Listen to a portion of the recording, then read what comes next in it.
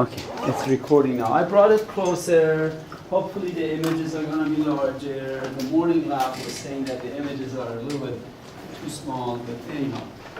Okay, so I did answer, is everybody up there with me? I did answer questions number 1, 2, 3, 4, 5, 6 last lecture. Is that right? You all know what I'm talking about? Okay, so, and then what is the function of action potential? I'm going to get into it now. And then that goes, this question, number 6 and 7 go together. And then this is an example of what you're learning from 6 and 7. And then what are the parts of the brain? And then we carry on nervous system a little bit more today. Finally, I hope, we'll see, we have a guest speaker. One of them just texted me and said, what time is your class? But anyhow, he might come, he might not. But I know Ray is going to be here at 1 o'clock, so 1:30 I hope. If she is here at 1, I'll ask her to sit down in the lecture for half an hour and listen to my BS, and then after that. Okay, so anyhow, we hopefully I'm going to end up on number 13 today. Okay, number 13 or 14. So we'll see how far we get today. So let's start. This is where we picked up last time. Is that right? For the sodium goes in. If I hit you, is that right? If I hit you, then sodium rushes in. We talked about this, and then eventually, all of that sodium must leave the neuron. If it doesn't, then Houston, we have a problem. Okay. Then next slide. Here is pretty much in the lab. You looked at dendrites right here, cell body, and this is axon hillock. I'm not worried about that term. Don't worry about that term, but this junction between the axon and cell body is called axon hillock. Okay, so again, beating the dead horse, action potential is when inside of a neuron, we attach an electrode inside and an electrode outside, and you attach it to a voltmeter. Remember we talked about all of this. And when action potential goes from, the resting potential is minus 70 millivolt, and then the neuron changes from minus 70 millivolt to 40 millivolt. Is that right? And then after that, during this area, that period of time, it's about 1 millisecond. From here to here is about 4 milliseconds. Very fast. Okay, that is very fast. So from maybe 2 milliseconds to the 4th millisecond, from 2nd millisecond or 3rd millisecond is called refractory period, and I will get to it. But anyhow, here goes. Oh, this is showing you that action potential must occur all along the axon. If it doesn't, then that impulse, if you know what I'm talking about, the impulse was not strong enough. Okay, here's pretty much in a nutshell, resting potential. I'm giving you the definitions. No net ion flow. I mean, the ions, if you read your textbook or any anatomy, physiology textbook, ions are going in and out of neuron. I didn't bring one. Going in and out of neuron, but there's no net huge amount of flowing in and out of neuron. That's what resting potential is. Then sodium gates start to open when there is a stimulus. Whenever there is stimulus. If there is not, the neuron is on resting potential.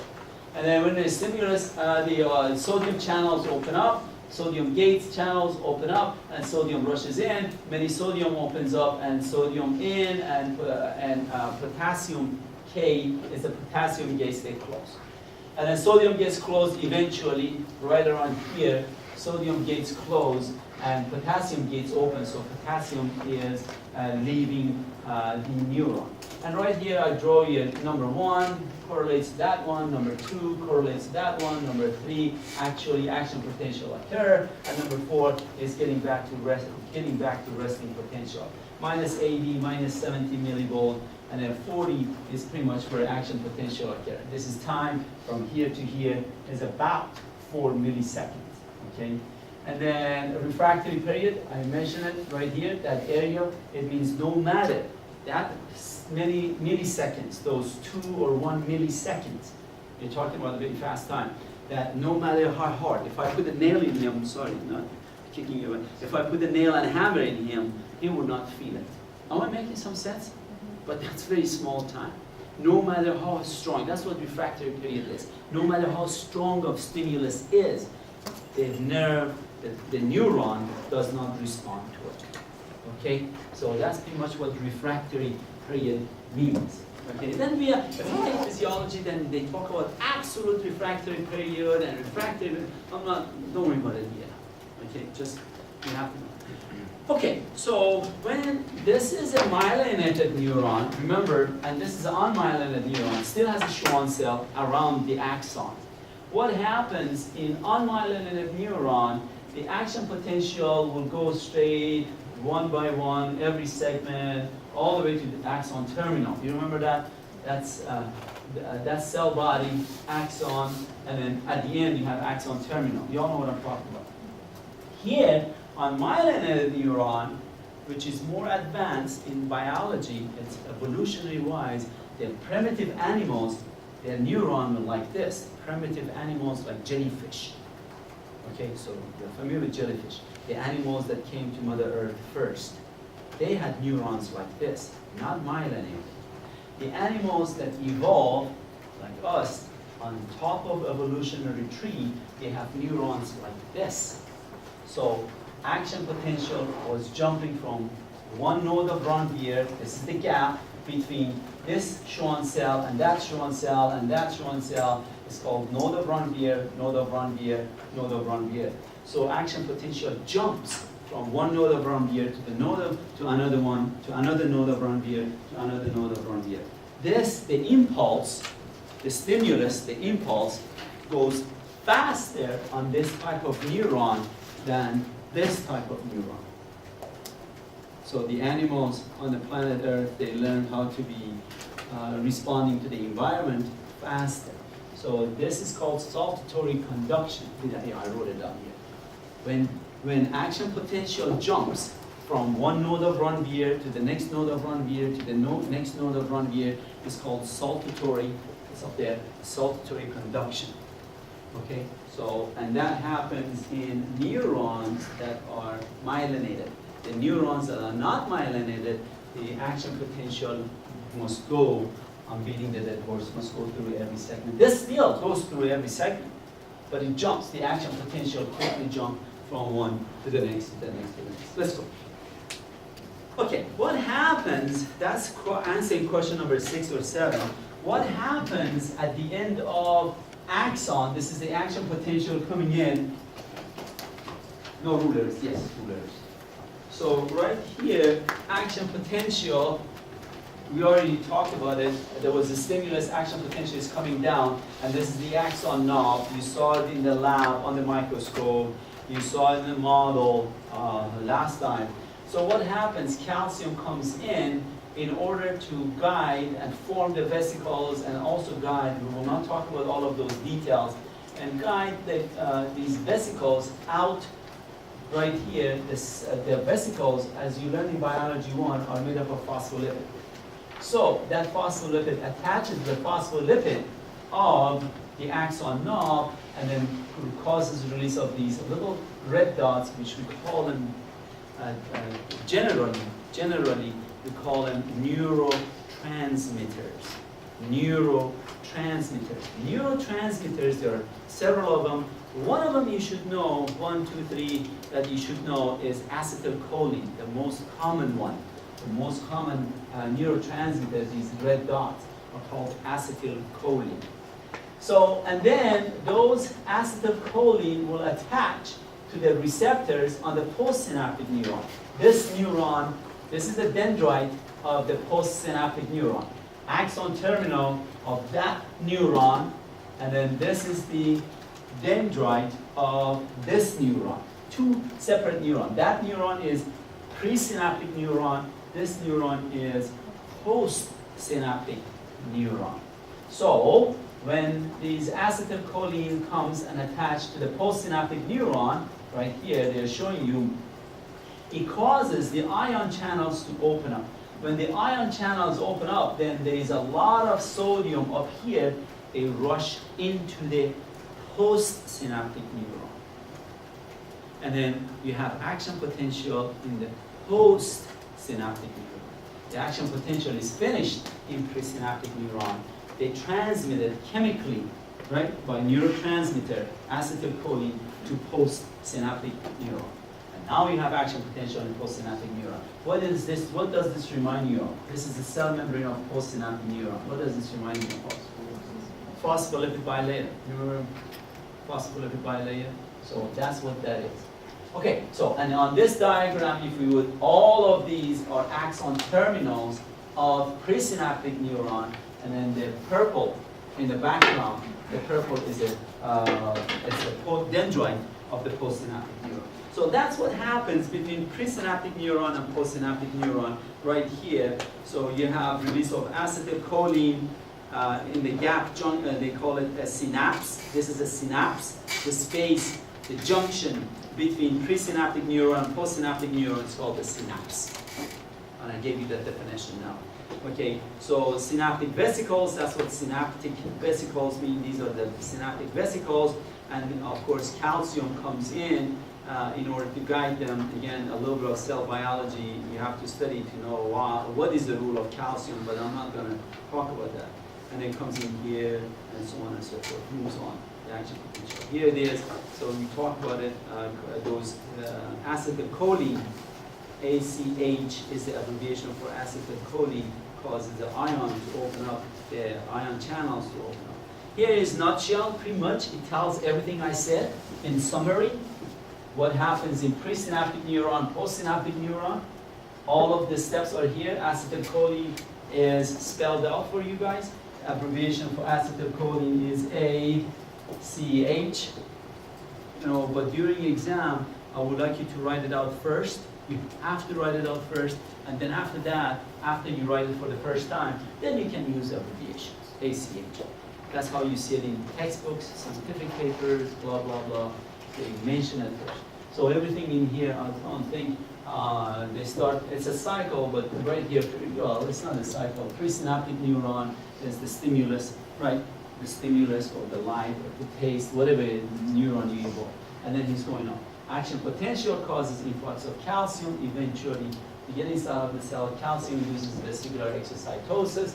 Acetylcholine binds to the receptors, and postsynaptic neuron, post-excitatory potential. This is pretty much what happens between presynaptic neuron and postsynaptic neuron.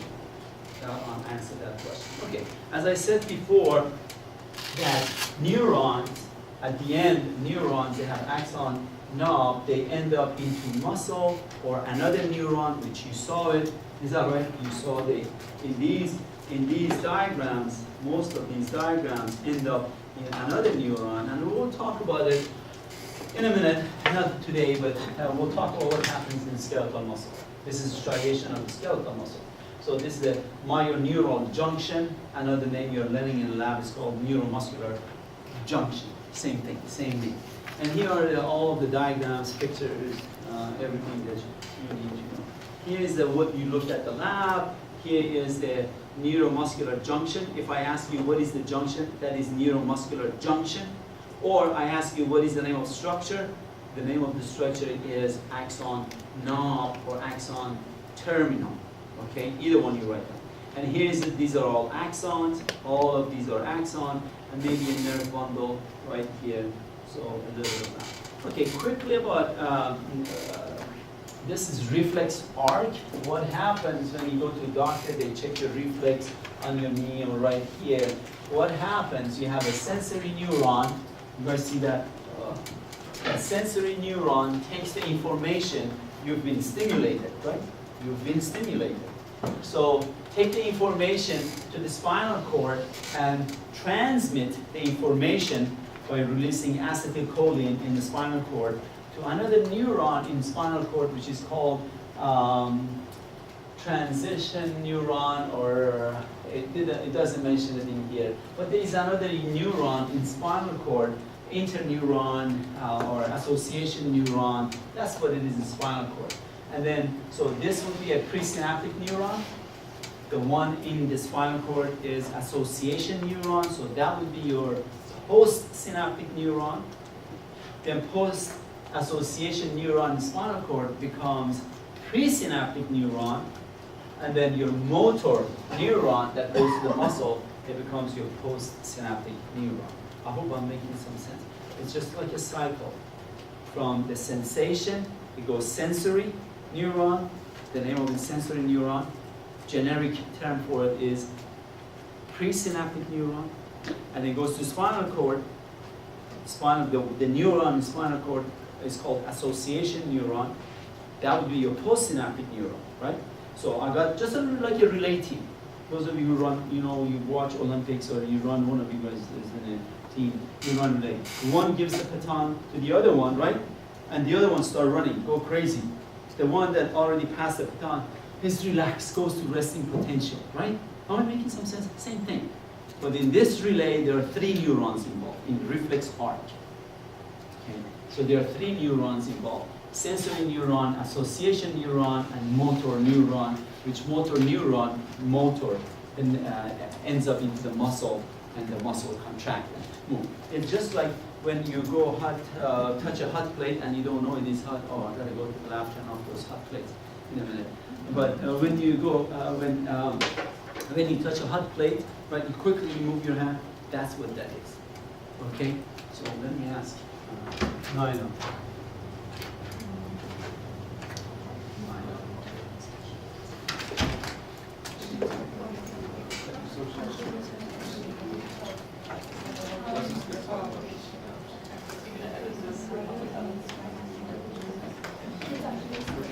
Okay, so yes, you had a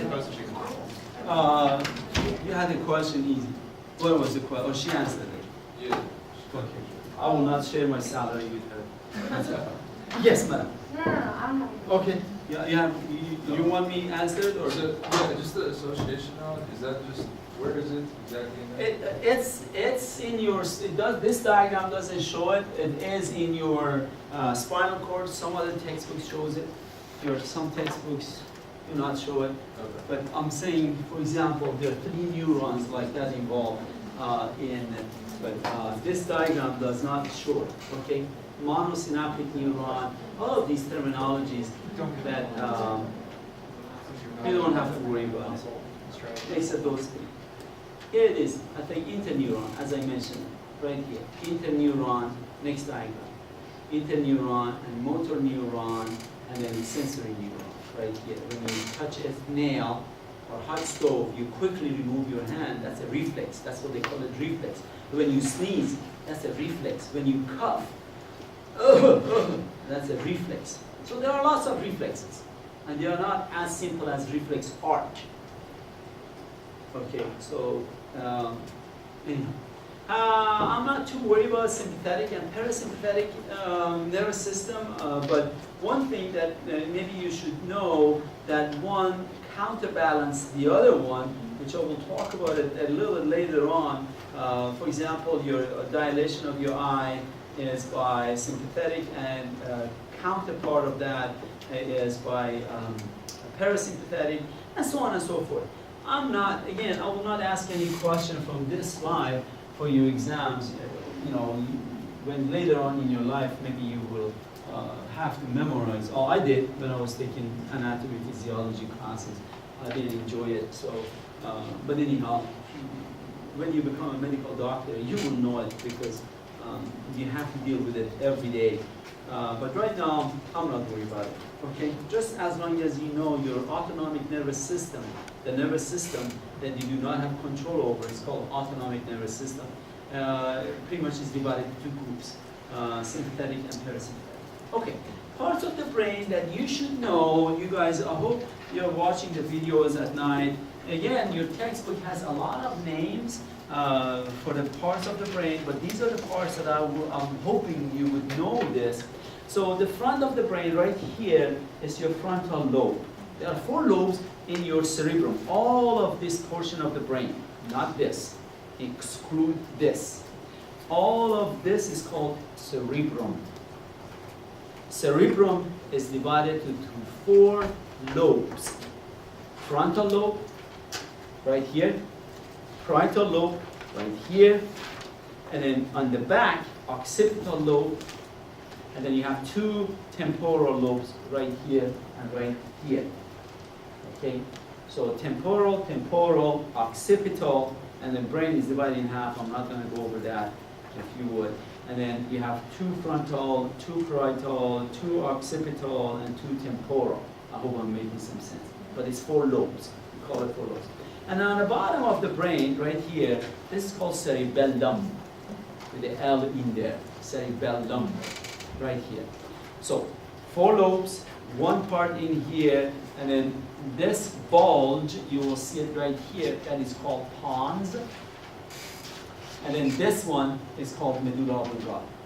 Those are 6 parts that I'm hoping you would know for your lab practical exam.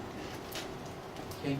The 4 parts of the 6 parts of the brain. Medulla oblongata, pons, frontal lobe, parietal, occipital, temporal. Then, as far as the lecture material goes, who is responsible for what? These are the PowerPoints that you should know. Again, we are studying human body, animal body quickly. We are not going into details of physiology and anatomy. So your motor sensory that goes to your muscles are pretty much in parietal lobe. Okay, look at all of the parts. I will ask you where is the motor sensory. Do not worry about leg, trunk, arm, all of that. And your sensory is also in parietal lobe. And look at them. And then you have frontal lobe, which has a little bit of speech and smell. Definitely, you have your olfactory bulb. Again, you don't have to know this, but there are 2 bulbs in here. Olfactory bulb, which the smell goes from your nose, goes to olfactory bulb. But again, the sense of smell is analyzed in your frontal lobe. Speech is analyzed. Hearing, close to the ear. Of course, your temporal lobe. Speech and understanding is a combination. That's what they showed in here. Is a combination of parietal, temporal, and so on and so forth. Vision, occipital. Okay, so this diagram and cerebellum, balance and coordination, of course, pons, breathing and other functions. So breathing is the one that you should know, and medulla oblongata, which is the leads into spinal cord. You do have spinal cord. Right here again, I'm beating the dead horse, but this is the brain in half, and it shows you all of the parts you need to know. I taped it up. So I taped it up that you don't open it up.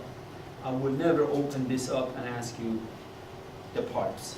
I want to make you some sense. It's going to be a complete brain like this.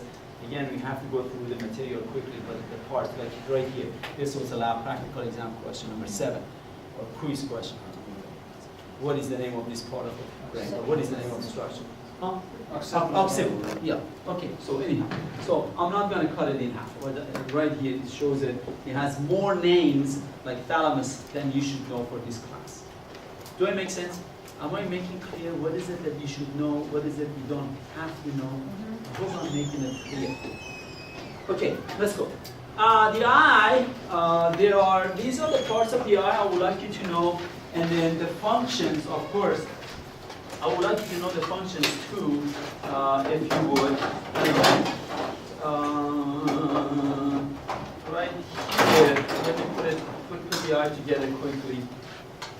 So the very outer layer of the eye is your sclera, the white portion of the eye, and it is a tough, very tough connective tissue, right here, the white of the eye. Is that right? Right here. You guys know what I'm talking about. The white portion of the eye, very tough to cut into. Your scrotum and the eye is connective tissue, made up of connective tissue, very tough to cut into. Okay, so that's the eye, the scrotum, it's almost as tough as your bones. Can you cut into the bones with knife? No, not really, almost as tough as, but you know, surgeons cut them every day, all the time. But anyhow, right here is the sclera, and underneath the brown portion is your, I'm going to a choroid. This is your choroid. The portion is choroid. Choroid, if you look at inside of it, is full of blood vessels. Okay, so the choroid portion of the eye is where the blood vessels are. And underneath of those blood vessels, do you guys see the pinkish? I don't know what color that is. Do you guys see that? that pinkish, not the blood vessels. You see the blood vessels, right? Underneath of the blood vessels, there is a pinkish area. That is your retina. Retina of the eye is where image is formed. Of course, choroid, what is the function of choroid? Blood vessel, what do blood vessels do? Take in oxygen, take off carbon dioxide, bringing in nutrients, taking out waste material. So I didn't mention about the function, but I did mention the function of choroid as well. Okay, but underneath is a retina, and retina is responsible for your vision. You see things because of retina. And then there is a nerve in the back, optic nerve, the yellow, you guys see that? Optic nerve, that takes the image into the brain.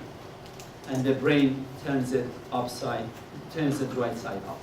When it is in the eye, image is formed in the eye. You're right now in your eye, you're seeing me, my head on the floor. Something like that. But when it goes to the brain, and brain make it, oh, he's on his feet, he's not on his head. Okay, I hope I'm making some sense. Then those are the layers. Those are the layers of the eye. There are other structures that's in front of the eye. If it was sclera, we would be blind. Right? Nothing can go in there. But right here in front of the eye, this structure is called cornea. Right here on the model. So cornea is transparent, epithelial tissue, light can go through. And since there is not much blood vessel here, it's a most successful transplant. Because you blink a lot, you erode them. Don't put matches in your eyes. I don't want, I'm used to be erode our cornea, and later on I might need a cornea transplant. You can do that. You know, you might, some people, when they get older, they might need cornea. And the corneal transplant is very simple, I don't say simple, but it's very successful because there's no blood vessel to reject it in here. So that's cornea, just a piece of information for you guys. And then after cornea, you guys see that this person, the model of this person was blue eye. Where the blue is, that is your iris. The opening in the iris is called pupil. So I can put a piece of tape right here. I say, what is the name of that structure? Pupil. I move the tape here, and what is the name of that structure? That's iris. Is that right? Iris is also the name of a girl, isn't it? Iris? No? Am I making that? Can it be the name of a boy? No. I don't know. And nowadays, Never heard of a person named Iris. you never heard of a girl named Iris? Never heard of anyone named Iris. Well, I have the roster. Flower. I can show some of my old names, rosters. But I never heard of a boy. But nowadays, James, you know, I might call my next daughter James, if you're nice to me. Right? You never know. I have a daughter, her name is not James, but you never, nowadays, anybody goes anywhere, anything, I guess.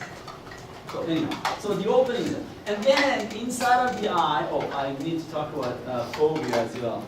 Inside of the eye, there is a big chamber of fluid that is called vitreous humor, right here. Full of fluid to break down the light. Okay, so that's what it was the last question, lecture question. So I talked about the optic nerve. Phobia. In this model, if you would, there is, again, some of you guys say, I don't see it on the, right here, there's a pink dot right here in the iris in the model. That pink dot is called phobia, is full of cones. And there are three types of cones, blue, green, what is the other one? Blue, green, red, everything. And you see difference of colors by combination of those. Okay, blue, green, red, they're the three main type of cones. The rods are usually found on the periphery right here, on this portion of your eye. The rods is responsible for your night vision. Okay, at night you see everything either black or white, gray type of thing. You don't see colors at night. Okay, because of the rods, they allow you to see at night, number one. Number two, you see everything at night in black and white. On this model, you guys, in the lab practical, sometimes I have done this. This is a different model than the other one. We lost the other parts. But these are your rods and cones right here. The other model does not show you, of course, this one, the vitreous humor does not show you the rods and cones. But this one, it shows you rods and cones, the retina right here. And of course, you have choroid. And right here, the clear area is your vitreous humor. Okay? I want to make it some sense. And I do have a lens. The lens is right here. So the lens, if you would, it is between, of course, right behind. I'm not going to put it together. It's right behind. The lens is right behind your cornea. Right here is cornea. Then you have the iris, and after the iris is right here is your lens. I hope I'm making some sense where things are in the eye. You can put that model together for yourself in the lab. Is there any question before I move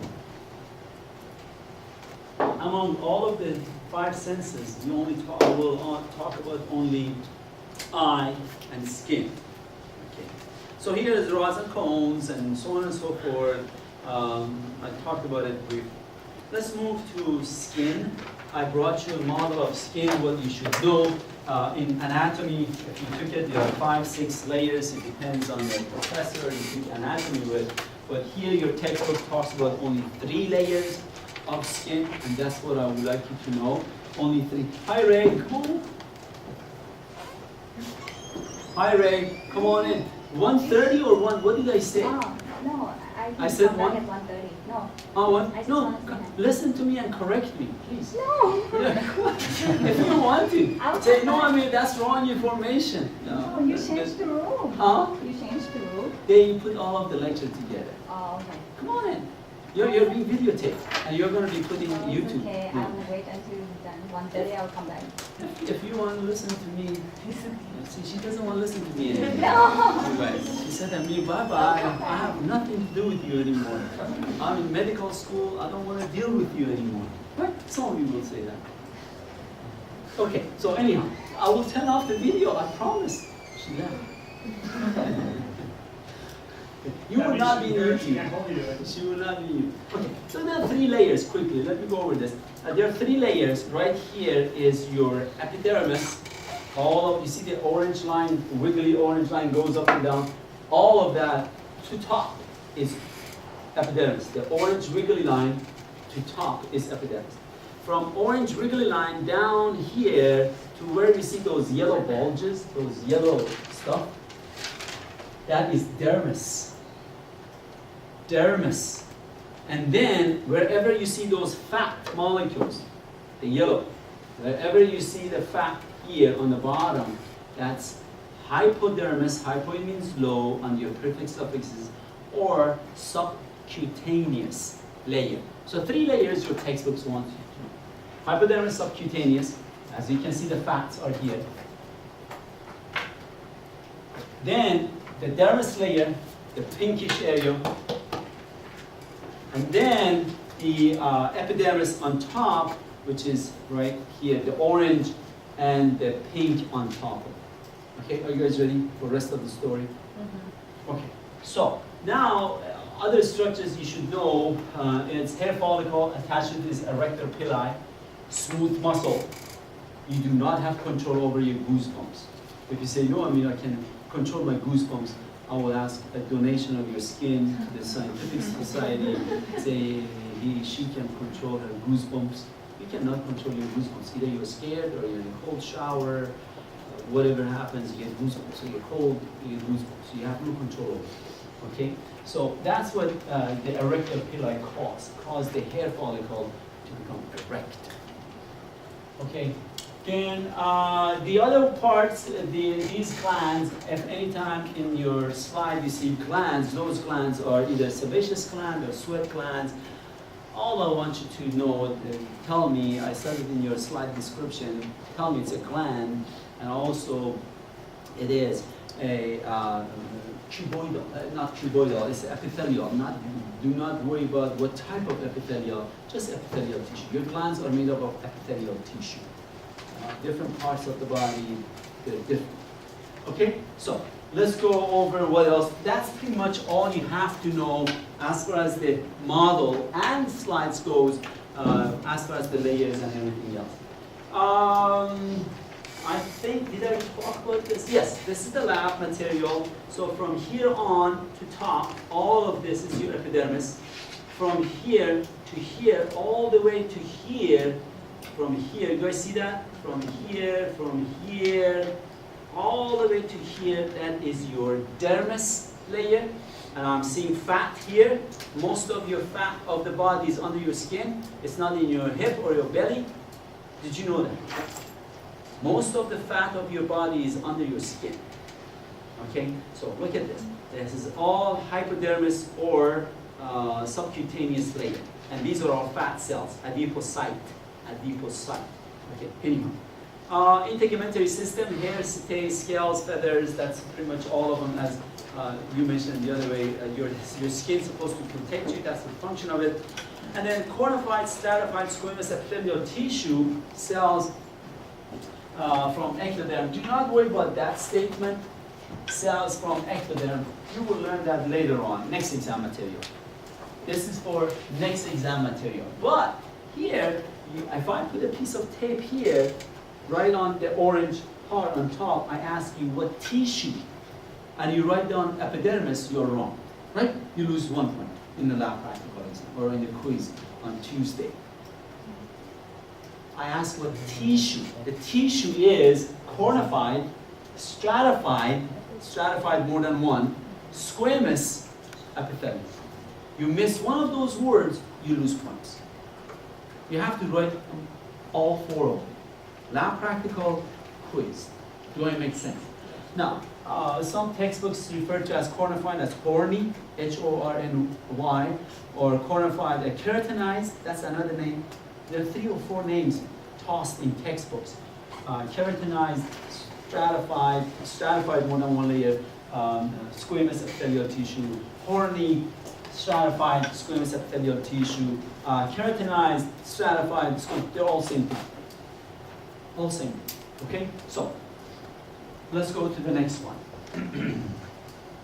Dermis, right here. You guys know dermis, right here. That dermis is dense, irregular connective tissue. So I gave you the tissue. Dermis of skin is the mesoderm. Well, do not worry about mesoderm.